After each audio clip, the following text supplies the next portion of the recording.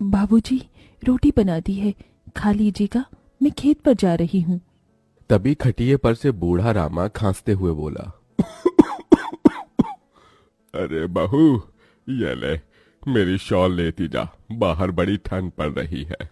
नहीं बाबूजी, इसकी जरूरत आपको ज्यादा है, क्योंकि घर में ओढ़ने को एक भी कंबल नहीं। माँ, आज हम तीनों भी आपके साथ चलेंगे खेत पर बच्चों, तुम्हारे पास स्वेटर भी नहीं, सर्दी लग जाएगी।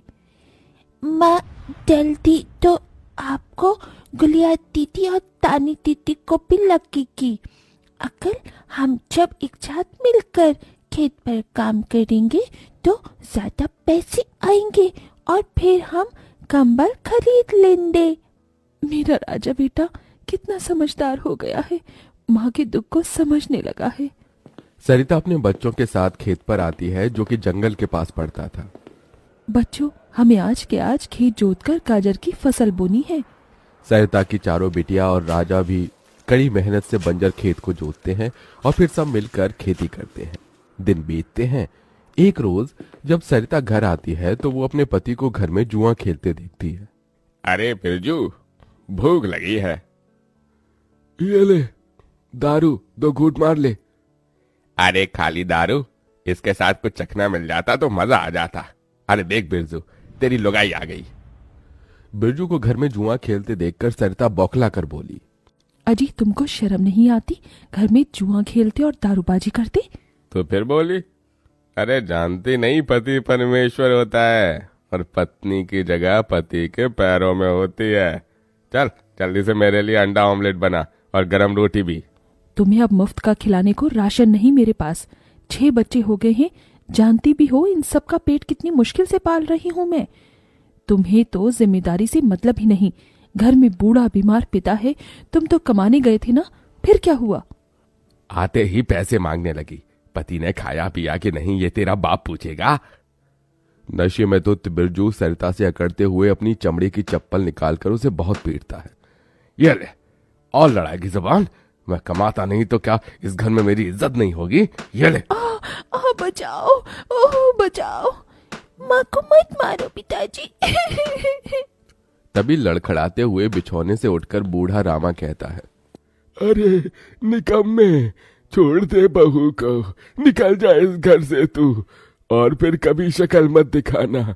अरे ये मेरा घर है, मैंने बनाया है इसे। बिरजू चला जाता है। तभी रामा रोते हुए बोलता है, अरे जाने कैसे उड़ाऊं बेटे को जन्म दे दिया है मैंने। मेरे हाथों भारी गलती हो गई जो इसे तेरी शादी कराई। बहू माफ कर दे मुझे। पर उस 5 बेटियों की गरीब माँ का दुख इतना ही नहीं था कि एकदम से जोरदार तूफान उठा और झोपड़ी की छत हवा के झोंके से उखड़ कर गिर गई। हे भगवान, इतना भयंकर तूफान! तानी, गुड़िया, अंजू, तुम तीनों सोनी, राजा और मुनिया को लेके बाहर निकलो, मैं दादाजी को लेकर आती हूँ। उठिए बाबूजी। नहीं बहू, तू जा, मेरा समय आ गया है। तुझे उन 5 बच्चियों की सौगंध, तेरे बाद उन्हें देखने वाला कोई नहीं। जा बहू, जा। सरिता के बाहर निकलते ही पूरी झोपड़ी गिर जाती है। सरिता छाती पीट पीट कर रोने लगती है। बाबूजी, अरे कैसा निर्दयी है रे तू ऊपर वाले। क्या मिला आखिर, क्या मिला तुझे मेरा घर उजाड़ कर? तू खुद तो अपने घर में सो रहा है और मेरी 5 बेटियों को बेघर कर दिया। जवाब दे, तू बोलता क्यों नहीं? सरिता को टूट कर रोता देखकर उसकी 5 बेटी भी बिलख बिलख कर रोती है। चुप हो जाओ माँ, रो मत। माँ, मुझे जल्दी ठंड लगती है। हे भगवान, इतनी बर्फ गिर रही है, मुझे इस ठंड से अपने बच्चों को बचाना होगा। सरिता सबका दरवाजा खटखटाती है, मगर कोई भी मुसीबत में उसकी मदद नहीं करता।